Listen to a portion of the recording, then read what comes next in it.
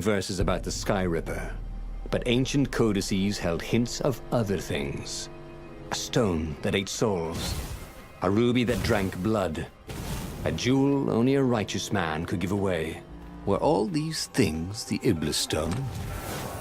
Long hidden in a buried temple? Another ancient item that was only resurfacing now? Drawn up from the deeps by the Emperor's horrific rituals?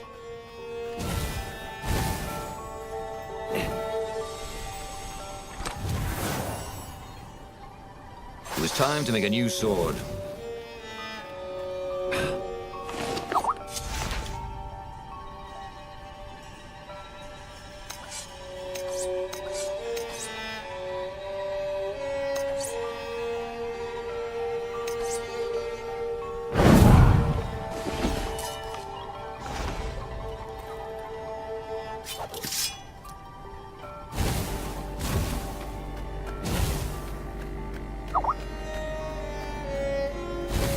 The air here tasted bitter.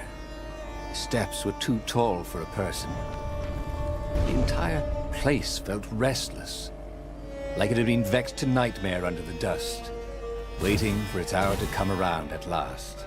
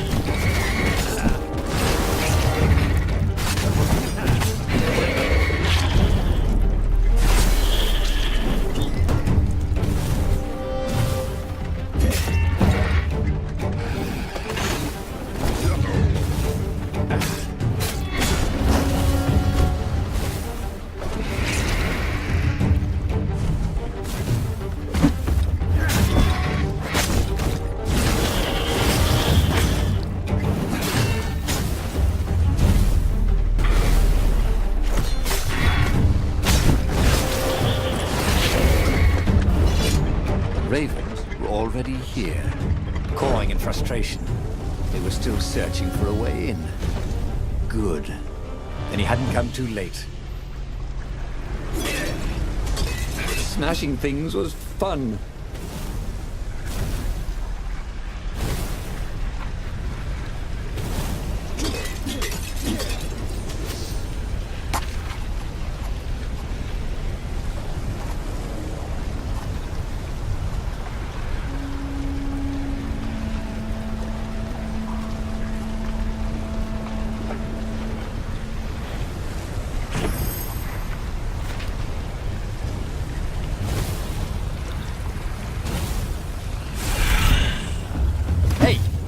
Wanna hook up?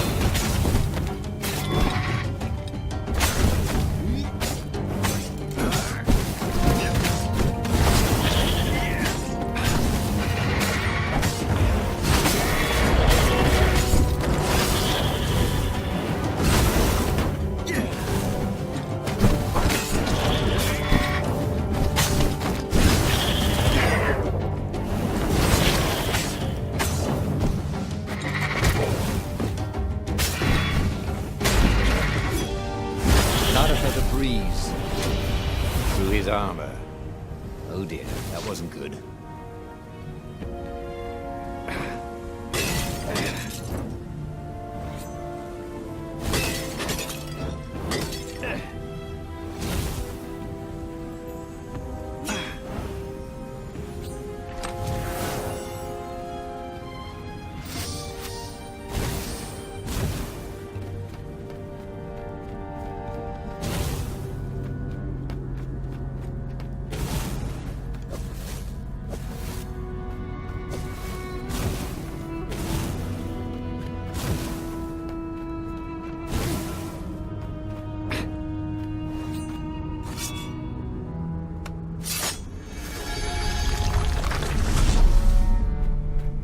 Look down, he thought.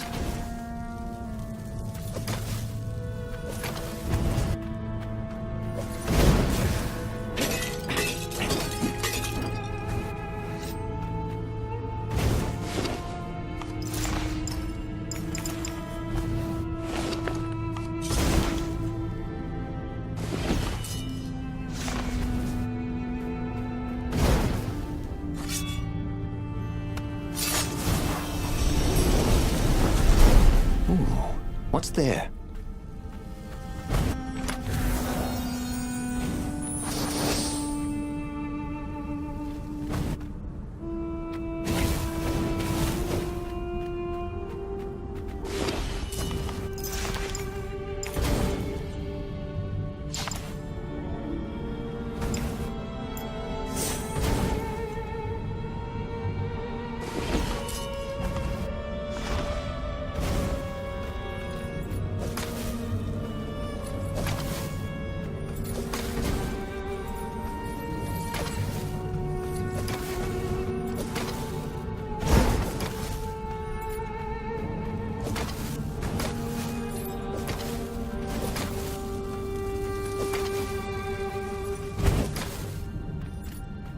What was the point of this gate? Did they think no one would notice the lever?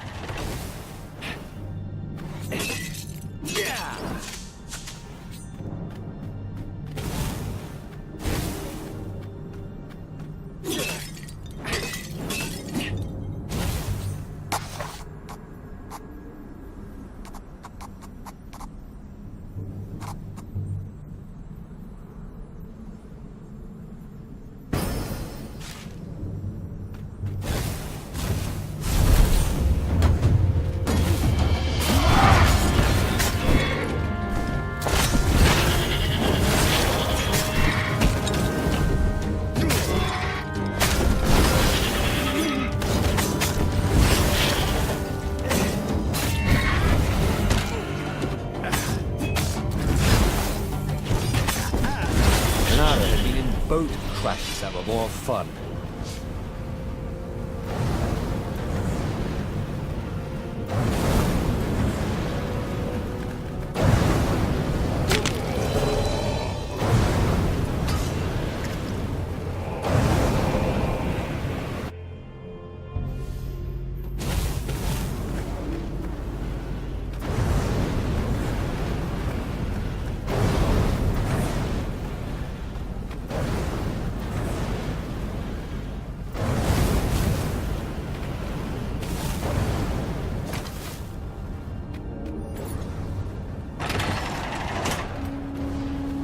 The Ravens, at least, could not get past this point.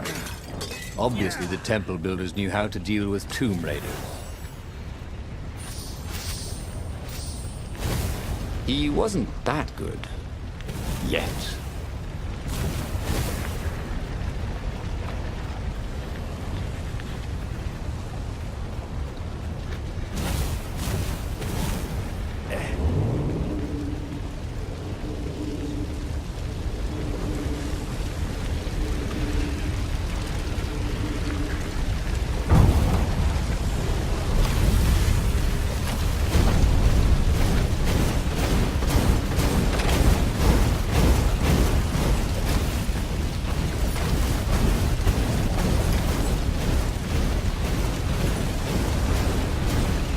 This couldn't be good for global warming.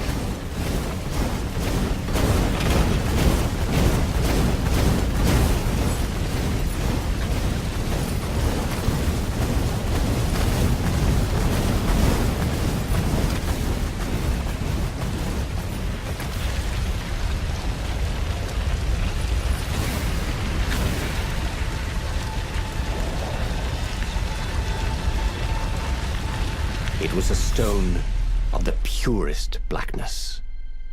It reflected no light, like a void made solid. Nervous, he picked it up. I can make you mighty. Who said that? Give me blood. It was the stone, eager, thirsty. Kill the Emperor's daughter.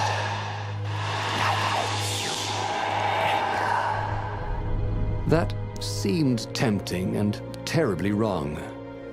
Zenobia was the Emperor's greatest general and a potent witch. But they had been close once, and Reynardo wasn't sure he really wanted to be Emperor. Why not capture the core of Skyripper instead? It was the eye of a lost god torn out by the transcendent Emperor to power his greatest weapon. "It's the core," said the stone anxiously.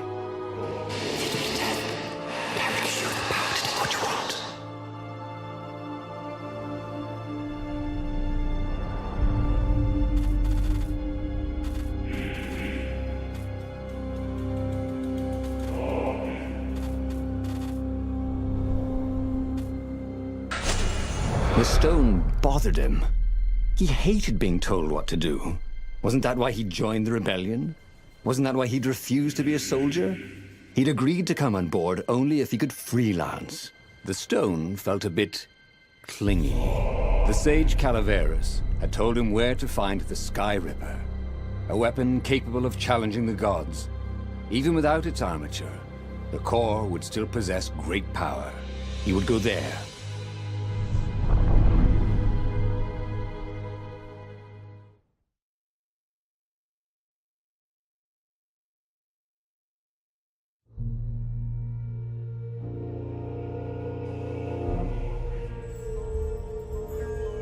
The moment he landed the Farfarer, Reynardo had a rare feeling of regret. It's not too late, he thought. He could turn around and sail for Zenobia's island. He frowned. Wait a minute. He didn't want to kill Zenobia, did he? Sure, technically she was the enemy, but they'd been at Swordfu school together. They'd never been lovers, but somehow they'd been closer. She'd told him every secret about herself. Except the biggest one. That she was the Emperor's daughter. No. Kill Zenobia, whispered the stone.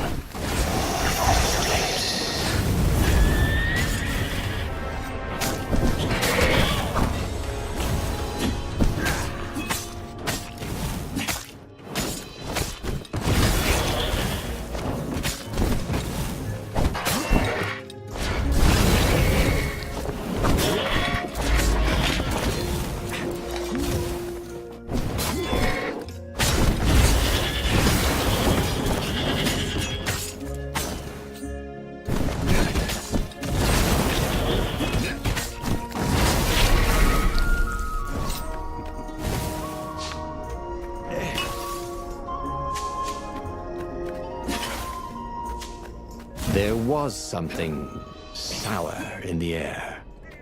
Like the earth had ruptured over something that had been fermenting for a very long time.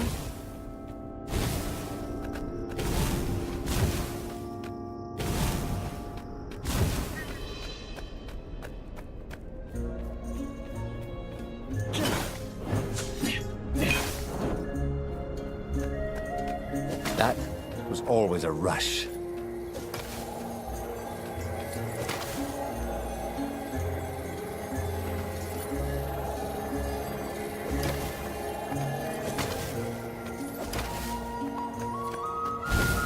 The stone hadn't lied about what it could do for him.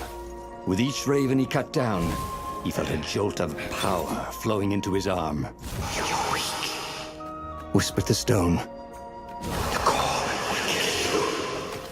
"Are you afraid of it?" "No, don't be ridiculous," it chuckled. But it's unstable. It will poison you if so much as carry it. And if you try to use it, it will explode catastrophically.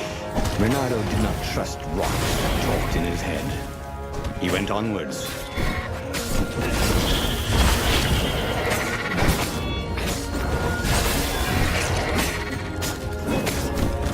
This could be the new aerobics craze. Am I right?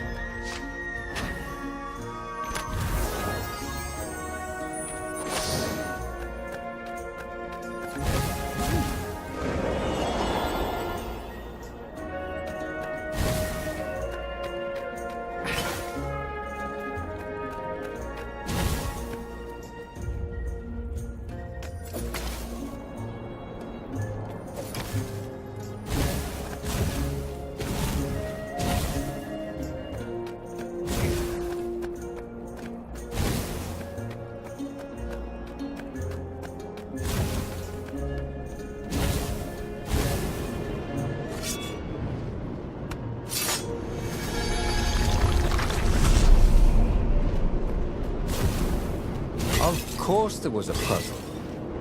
You couldn't expect the transcendent Emperor to bury a god's eye in a leather sack where anyone could pick it up.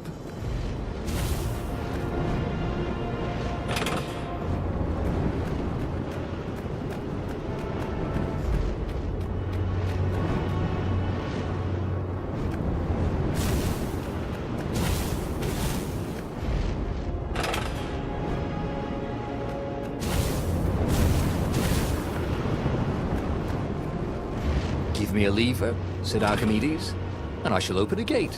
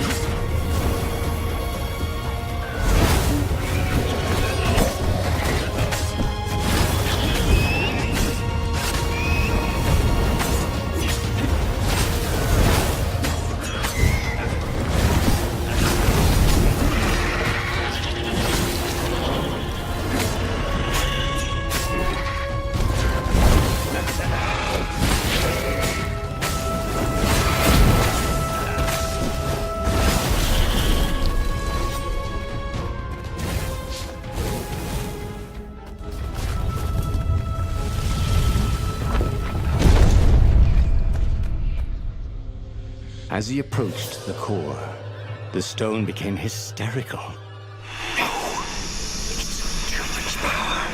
We'll rip a hole in space and time. He had a sudden vision of plunging his gauntlet into the core and dying in anguish. That wasn't his vision, was it? The stone had sent him its darkest fears, hadn't it? He had a sudden impulse to do exactly that. He raised his right fist and plunged it into the core. There was a rush of light. He thought he could hear the stone screaming. And then he passed out. When Reynardo came to, the core was gone. But the Iblis stone was no longer black, but glowing with a blue light. And it was silent. "I can't hear you," he sang out, and "You?" It didn't answer. "Ha!" he said.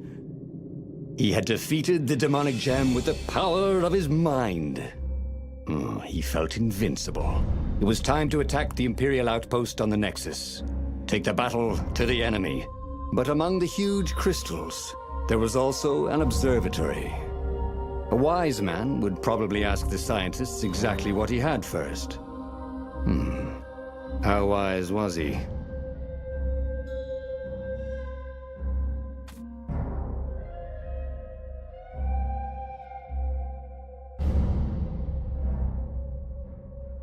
As the Farfarer made its way toward the Nexus, Reynardo watched sparks fly out of the core. The Iblis stone sucked them in hungrily. You'd think the stone would want this kind of power, wouldn't it? Thought Reynardo. Well, the scientists would explain it all. This time, Reynardo was sure he'd figured out how to use the core safely.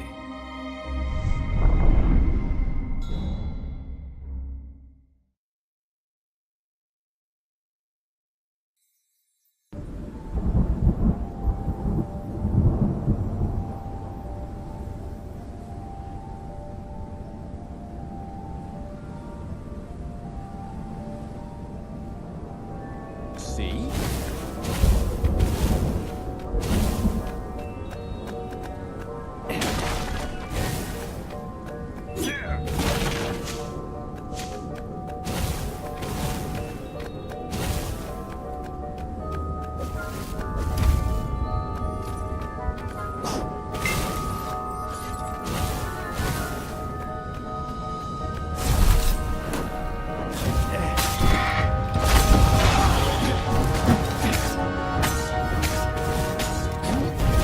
Those flames really bring out your eyes.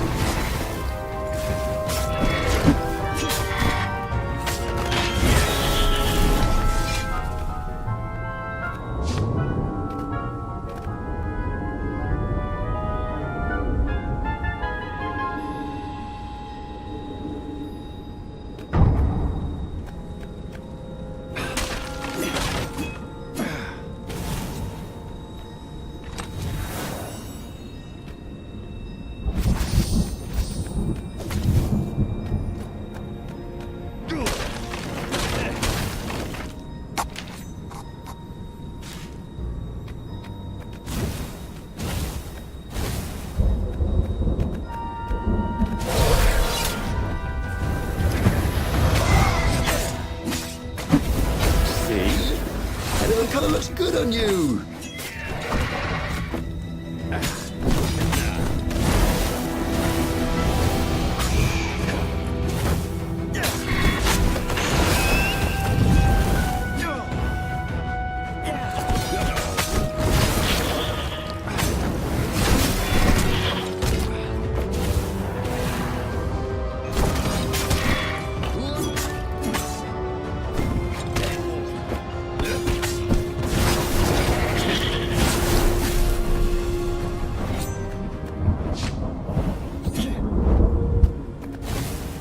Reynardo had never felt better in his life. Normally, a battle would wear him down and he would need a night's sleep. Now he felt like he could go all night and all day. He felt like people were cheering him on, and he could practically hear their applause as he slew one raven after another.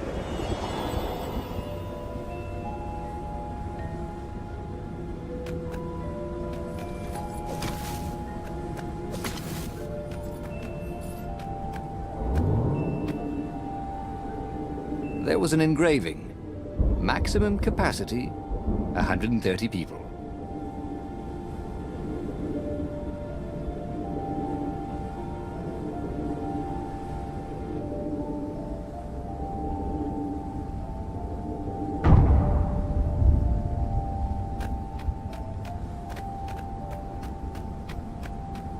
The Iblis Stone and the Skyripper Core. Two artifacts from the time of legends. Reynardo was becoming a legendary hero, wasn't he? He had enough power to save the rebellion, but he had to understand this power, so he would not misuse it.